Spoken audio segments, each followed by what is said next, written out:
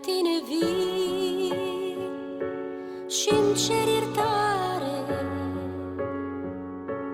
O, Doamne bun, primește-mă în bunătatea ta cea mare, așa cum sunt, primește-mă, căci mă-ntorc